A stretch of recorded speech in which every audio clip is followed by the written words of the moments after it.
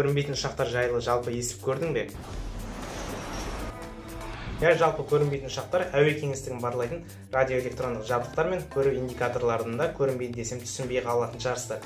Ендеше баршамызға түсінікті тілмен айтайын, көрінбейтін ұшақтар деп айтып жатқанымыз негізі көзге көрінеді.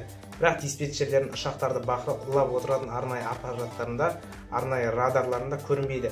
Себебі көрінбейтін ұшақтың сырты радио толқынды жұтатын немесе шағылысқан жағдайда бағытын қисайтып жіберетін арнайы қабатпен қапталады. Және олардың пішіндері де ерекше болады. Сол себепті ондай ұшақтар диспетчерлерге көрінбейді.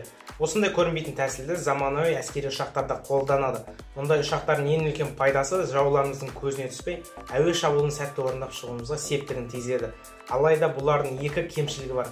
Біріншіден, ұшақты құрастыру өте қымбат бағаға түседі.